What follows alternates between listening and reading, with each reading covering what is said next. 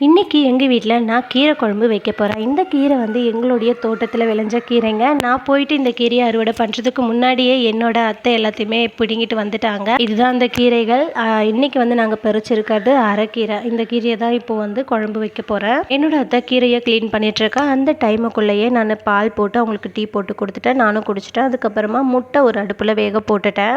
முட்டை வெந்துட்டுருக்கும் போதே கீரை செய்கிறதுக்கு ஃபஸ்ட்டு பயிர் ஊற வச்சிடலான்னு ஒரு பாத்திரத்தை எடுத்து பயிர் ஊற வச்சுக்கிட்டேன். நான் வந்து துவரம் பயிர் தான் இன்றைக்கி போட்டிருக்கேன். எப்போவுமே சிறு பயிர் தான் போடுவோம், ஆனால் இன்றைக்கி துவரம் பயிர் போட்டிருக்கேன். பயிர் நல்லா ஊறினதுமே குக்கர் எடுத்து வச்சுட்டு அதில் ஊற வச்ச அந்த பயிரை ஒரு 3 டைம்ஸ் வாஷ் பண்ணிவிட்டு குக்கரில் ஆட் பண்ணிக்கிட்டேன். அதுக்கப்புறமா அது கூட 2 வெங்காயத்தை கட் பண்ணி சேர்த்துக்கிட்டேன். பெருசு பெருசாகவே தான் கட் பண்ணி போட்டுக்கிட்டேன். அதுக்கப்புறமா 2 தக்காளியும் கட் பண்ணி போட்டுக்கிட்டேன். அடுத்தது பச்சை மிளகாய் ஒரு 7லேருந்து 8 மிளகாய் கிட்ட போட்டுக்கிட்டேன். அதுக்கப்புறமா அதில் மஞ்சள் தூள், பெருங்காயமும் ஆட் பண்ணிக்கிட்டேன். பெருங்காயம் வந்து நான் எப்போவுமே வேக வைக்கும் போதே போட்டுருவேன். சாம்பார்லேயும் அப்படி தான் போடுவேன், அதுக்கப்புறம் கீரையிலையும் அப்படி தான் போடுவேன். அப்புறம் ஏற்கனவே உரிச்சு வச்சுருந்த பூண்டையும் சேர்த்துக்கிட்டேன். லாஸ்ட்டாக வீட்லேயே விளைஞ்ச இந்த கீரையும் சேர்த்துட்டு ஃபஸ்ட்டு கொஞ்சம் வேக வச்சுக்கிட்டேன். ஏன்னா இது வந்து நிறைய கீரை இருந்ததால் அழுத்தி வைக்க முடியாது. அதனால் கொஞ்சம் வெந்துட்ட பிறகு மறுபடியும் மீதி இருக்கிற கீரையும் சேர்த்து நேரம் மூடி போட்டு விட்டுட்டேன். அதுக்குள்ளே பக்கத்தில் உல வச்சு அதுலேயும் அரிசி போட்டுட்டேன். அதுக்கப்புறமா அந்த மூடியை ஓப்பன் பண்ணி பார்த்தேன். கீரை நல்லாவே உள்ளே போயிட்டு இருந்தது. இப்போ இதில் கொஞ்சம் தண்ணி ஊற்றிட்டு மூடி போட்டு விசில் போட்டு விட்டுட்டேன். அதுக்கப்புறம் ஏற்கனவே முட்டை வேக வச்சுருந்தேன் இல்லையா, அந்த முட்டை வந்து வெந்துடுச்சு. முட்டை எல்லாத்தையுமே எடுத்து உரிச்சு ஒரு தட்டில் வச்சுக்கிட்டேன்.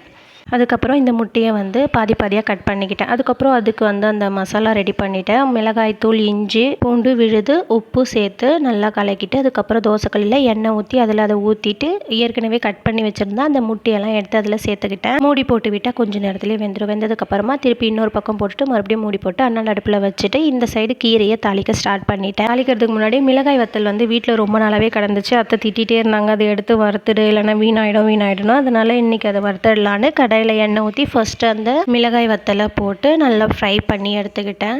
என்னோடய அத்தைக்கு எந்த பொருளுமே வேஸ்ட் ஆகக்கூடாதுன்னு நினைப்பாங்க, எல்லாத்தையுமே யூஸ் பண்ணிடணும் வீணாகிறதுக்குள்ளே. ஆனால் எனக்கு அந்த பொறுப்பே கிடையாது. அவங்க சொல்லும் போது தான் அதை செய்வேன். அவ்வளோதான், மிளகாய் வத்தல் எல்லாத்தையுமே ஃப்ரை பண்ணி எடுத்துக்கிட்டேன். ஒரு 2 டைம் போட்டு எடுத்துட்டு ஒரு டப்பாவில் போட்டு மூடி வச்சுட்டேன். உங்களுக்கு மிளகாய் வத்தல் பிடிக்கும்னா கமெண்ட் பாக்ஸில் கமெண்ட் பண்ணி வச்சுருங்க. வைக்கிறதுக்கு முன்னாடி தண்ணியில் கொஞ்சம் நேரம் ஊற வச்சுட்டு எடுத்து வறுத்தோம்னாக்கா உப்பு ரொம்ப கரிக்காதுன்னு சொல்லுவாங்க. ஆனால் அப்படிலாம் போட்டு வறுக்கல, அப்படியே தான் போட்டு வறுத்து எடுத்து வச்சுருக்கேன். அடுத்தது குழம்புக்கு தாளிக்க ஸ்டார்ட் பண்ணிட்டேன். ஏற்கனவே இருந்தது இல்லையா, அந்த எண்ணெயிலேயே ஃபஸ்ட்டு மிளகாய் போட்டு நல்லா வதக்கிட்டு அதுக்கப்புறமா தட்டி வச்சுருந்த பூண்டு போட்டு நல்லா வதக்கிக்கிட்டேன். அதுக்கப்புறம் அதை ஓரமாக எடுத்துகிட்டு கொஞ்சமாக கடுகு போட்டுட்டு அதுக்கப்புறம் சீரகம் போட்டு இன்னும் நல்லா பொரிஞ்சு வந்ததுக்கப்புறமா கீரையில் எடுத்து ஊற்றிக்கிட்டேன். அடுப்பில் வேக வைக்கிற மாதிரியாக இருந்தால் நான் வந்து சட்டிலேயே வேக வச்சிட்ருப்பேன். குக்கரில் வேக வச்சுட்டேன், ஏன்னா அடுப்பில் வேக வைக்கிறது இல்லை.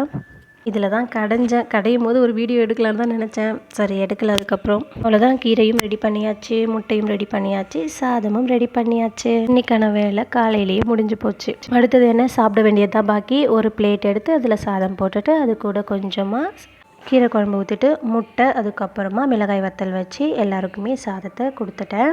உங்களுக்கு என்ன கீரை பிடிக்கும்ன்றதை கமெண்ட் பண்ணிவிடுங்க. அண்ட் அரைக்கீரை பிடிக்கும்னா இந்த வீடியோக்கு ஒரு லைக் பண்ணிவிடுங்க. இந்த வீடியோ உங்களுக்கு பிடிச்சிருந்தா உங்கள் ஃப்ரெண்ட்ஸுக்கு ஷேர் பண்ணுங்கள். அண்ட் மறக்காமல் சேனல் கொஞ்சம் சப்ஸ்கிரைப் பண்ணுங்கள். நிறைய பேர் சப்ஸ்கிரைப் பண்ணாமலே பார்த்துட்ருக்கீங்க. நீங்கள் கொஞ்சம் சப்ஸ்கிரைப் பண்ணிங்கன்னா ரொம்பவே நல்லாயிருக்கும். தேங்க்யூ.